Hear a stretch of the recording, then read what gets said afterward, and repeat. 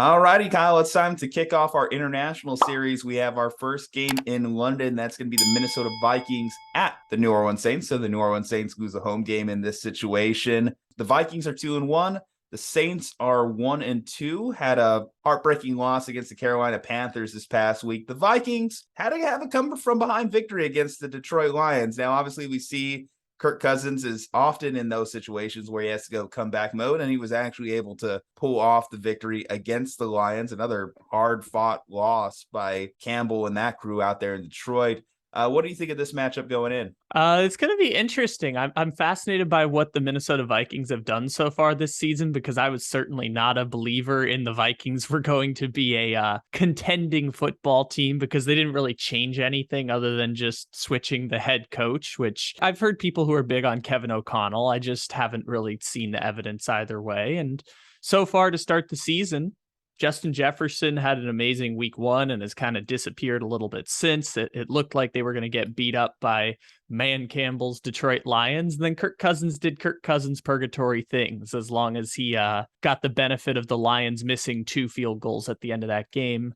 Minnesota's defense has been better, but that's kind of a low bar to hit, given that they've finished, I believe, 25th and 20th the last 2 seasons in defensive ratings. So they've certainly improved a little bit. Patrick Peterson's had a great start to this season, now in year 2 with Minnesota. And it's going to be interesting to watch them go up against the Saints. Obviously, the Saints defense we know is great, and they haven't showed it exactly to start the season. I believe the Saints are outside the top 10 in defensive rating so far this year, which is not ideal. Obviously, they expected to have a top defense, but it'll be interesting to watch. And I think the matchup that will be most interesting going in is Vikings offense versus Saints defense.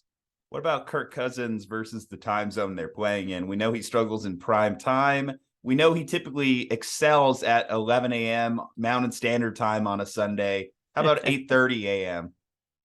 I love that Kirk Cousins lives in that space where, from like West Coast time, say, I don't know, 12:45 to 1:15, he's like the best quarterback in the history of the NFL, and the rest of the time he's Kirk Cousins. But 6:30 in the morning West Coast time is something that I have no problem watching Kirk Cousins, but I know most people won't be watching Kirk Cousins that early in the morning. But I don't know, man. Kirk Cousins is kind of just a fully formed quarterback at this point, right? Like, we're not going to learn anything new about Kirk Cousins 1 game, 2 games, or even through a 17-game season. We kind of know what Kirk Cousins is at this point.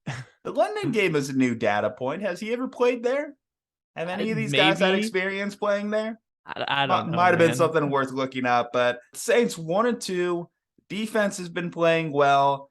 Jameis Winston has been a mixed bag through 3 games, but that's obviously Jameis Winston's entire career. We have seen Olave start to come on strong, so the wide receiving core is improved, but the health of Alvin Kamara, probably their best offensive weapon, is one that they've kind of had to deal with here in the early season. And it's a change for the Saints because Alvin Kamara has been pretty healthy throughout most of his NFL career. So not having him there with the rib injury early on has been a thing that's hurt their offense.